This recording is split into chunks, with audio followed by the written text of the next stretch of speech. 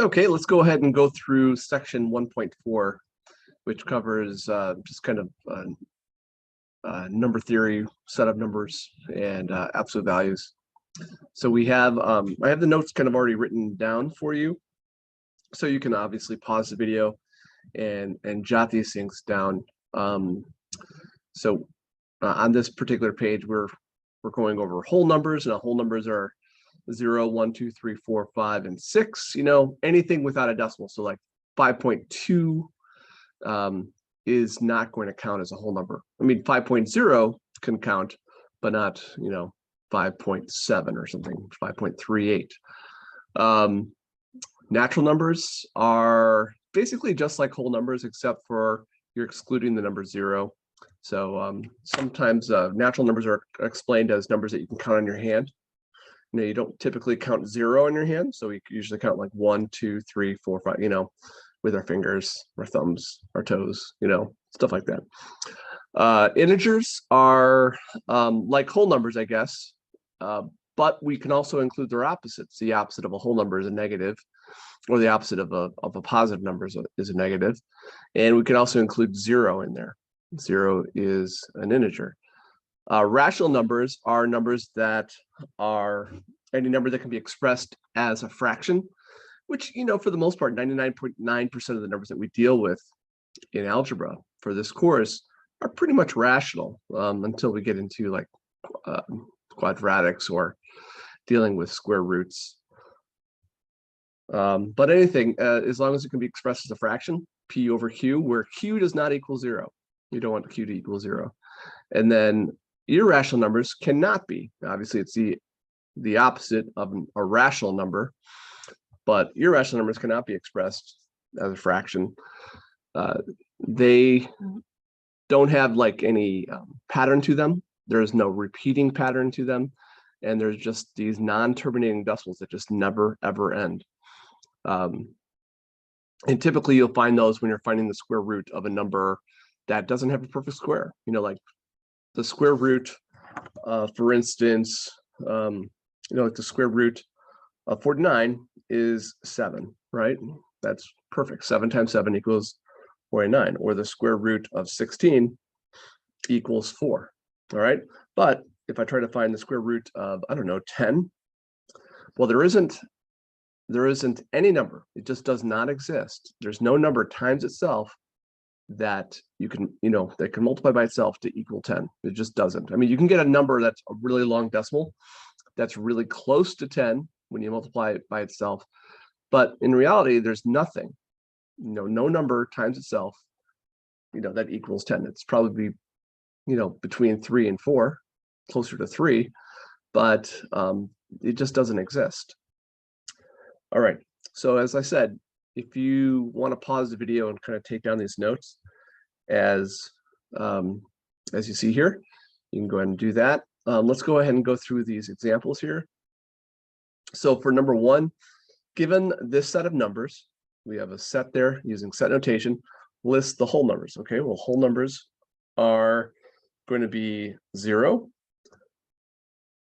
And I had a teacher that once taught us that whole numbers, 0 is a whole number. I think someone asked, like, why is 0 a whole number? And the teacher said, because it has a hole in it. And that was a dumb answer, but also one that it kind of clicked with me and it made sense. So 0 is a whole number, 2 is a whole number, -8 is not, 3/10 is not, 15 is. So there's your whole numbers. Natural numbers are going to be basically what we put down for A, except 0. So 2 and 15 are natural numbers. And integers is going to be like what we put down for A, but we can include negatives, just no fractions. So we can include -9 in there, 0, 2, -18, and 15. I didn't put that in any particular order. All right, for number 3, or let's go to number 2, sorry. Explain why each of the following numbers is rational. Well, if it's rational, the thing that you have to remember about rational, or maybe you do or do not know this, but rational has the word ratio in it. It has ratio. Now, ratio is a fraction. So it can be written or expressed as a fraction, tells you that it's rational. So the number 6 can be written as a fraction because any whole number can be written as a number over 1, right? You can write that as 6 over 1. All right, for B, if we say that, if I don't say that the generic way, if I don't say like 0.01, if I just say it the right way, the formal way, it's 1/100th, right? 1/100th. Well, I'm saying the fraction when I say it the right way, 1/100th. All right. -9 is a fraction because that can be expressed as a fraction, -9 over 1. And when it comes to negative numbers, which I'll probably go into more detail about this, negatives can kind of go, negative fractions, I should say. Negative fractions, the negative can kind of go anywhere. It can go at the top, it can go right in the middle, or it can go in the denominator. You just don't want it in all places all at once. So it can kind of be a lot of different places. All right, for D, that is not technically a ratio. A mixed number is not a ratio because a ratio, by definition, has it has two numbers. It's a comparison of two values, a numerator and denominator. But we can convert or change 3 1/5 into an improper fraction. So 3 times 5. 3 times 5 is 15, and then 15 plus 1 is 16. So there we go. We just wrote it as a ratio or as a rational number. All right. Now repeating decimals count as rational because they can be expressed as a fraction. So 0.3, this has the bar notation over that digit, which means it repeats 0.3333333 forever. So it's just going to be, as a fraction, it's 1/3. So if you were to kind of backwards engineer that problem, if you just did 1 divided by 3 on your calculator, 1, put the number 1 in first, and then divide by 3, you're going to see on your calculator screen 0.333 repeating. All right, now 25, the square root of 25, now that actually works out because that's a perfect square that equals 5. And 5 can be expressed as a fraction as over 1, 5 over 1. Okay. All right, number 3, explain why each of these numbers is irrational. Okay, well, just because it's a decimal doesn't make it irrational. But what you want to see here is there a pattern? 912, like, does it go 912, 912, 912, 912? Does it go 9121212, or maybe it goes 9123333? But there's a pattern to it, a repeating pattern, not just, I shouldn't just say any pattern because some numbers have patterns, but they're still irrational. But this is non-repeating. This is one of the reasons. And it is non-terminating.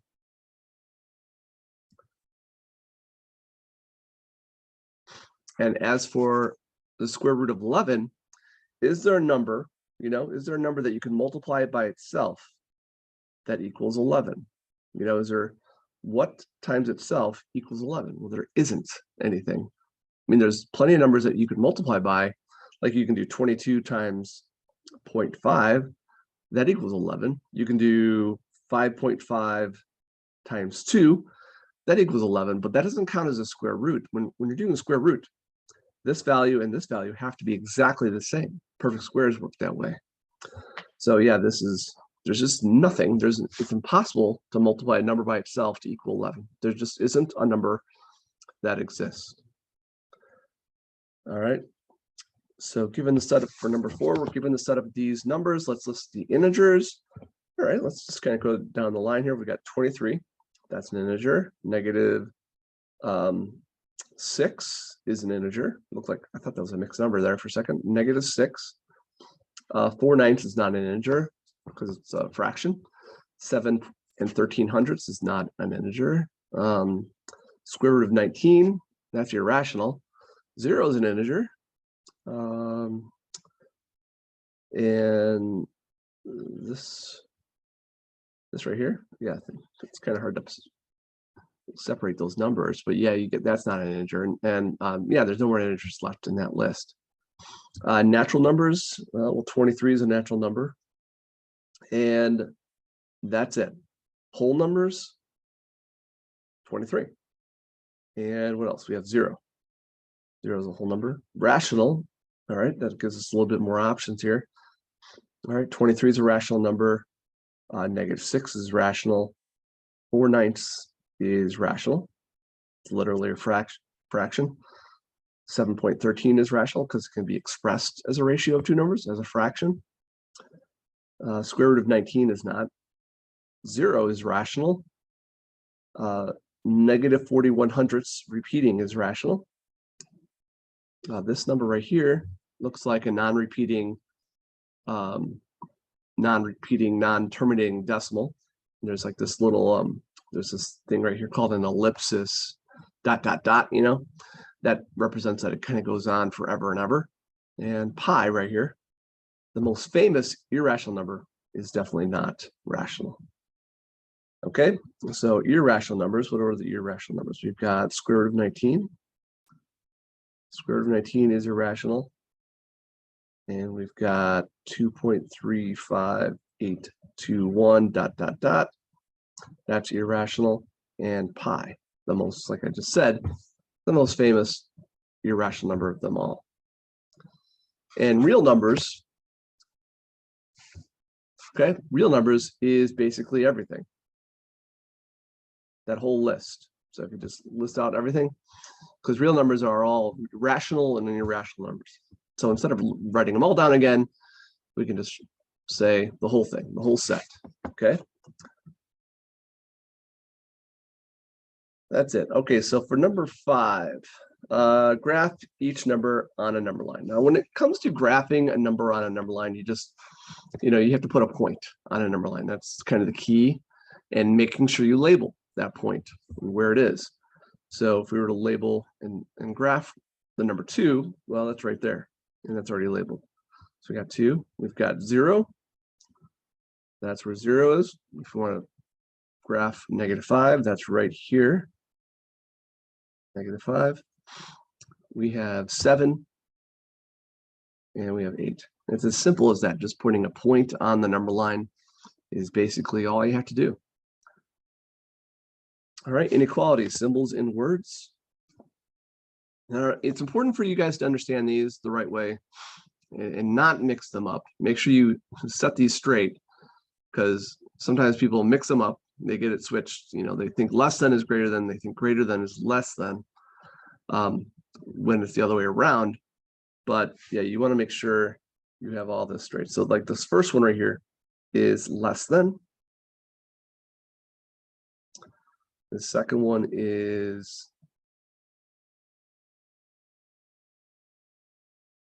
less than or equal to.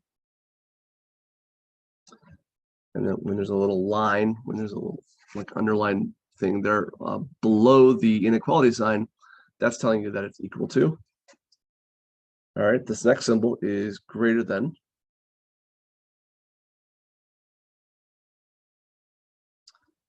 This one is greater than or equal to.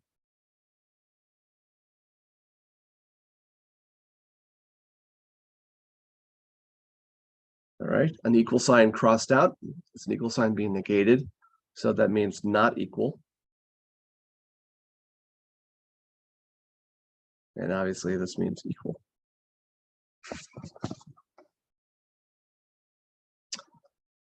All right, so just insert a greater than or less than sign to make each statement true. Okay, and it says look at a number line if necessary, but maybe you don't need one. But I think this is pretty easy. Obviously, a positive number will always be greater than a negative number. So the first one is greater than. And -3, although it appears greater than -2, it's not. It's actually less than. Right, smaller value than -2. -5 is less than 0. Both of those are small numbers, but -5 is the smaller of the two. And then right here, -2 is obviously smaller than +2. All right, for number 7, it says used a sign number to represent the change in each situation. So after changing her diet, Jill increased her cholesterol by 14 points. Now that just means that we're going to represent this by a positive number. So we're going to write down 14. You don't have to put it on plus sign if it's positive, but I'm just going to exemplify the fact that it is positive. And then over, oh, wait, sorry. I'm saying that wrong. Let me backtrack. I'm going through this too quickly. It says decreased, sorry. So decreased your cholesterol, so that means negative 14. Negative 14, sorry about that. And then over the last 6 months, mortgage rates rose 0.8%. So that's positive 0.8. We don't need to put the percent sign if we're just writing it out either as a positive or negative number. All right, definition of additive inverse. All right, let's go ahead and write this down.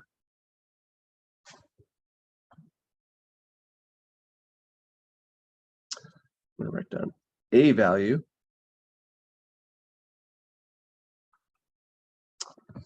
sorry, is my iPad doing weird things.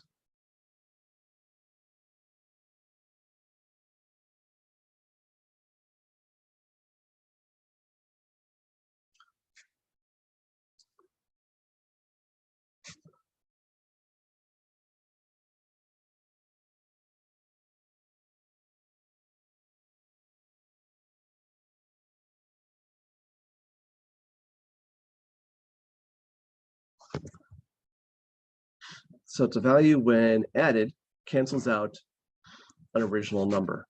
Okay, so the additive inverse of a number is, you know, what you can add. I guess you could say subtract, but if you're adding a negative number, it comes out that way. But yeah, you have, let's say we have -9. Well, -9 plus 9 equals 0. So those cancel each other out. We have 17 plus -17. That equals 0. So those are additive inverses. The only number that does not have an additive inverse is the number 0. Or I guess you can say it's just 0. Well, 0 doesn't need to be canceled out because it's already nothing. The definition of an absolute value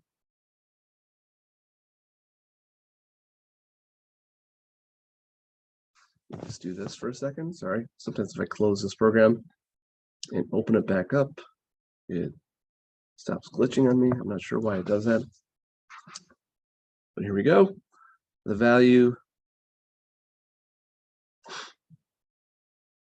the positive value,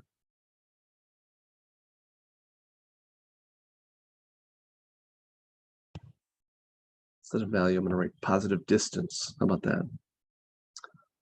The positive distance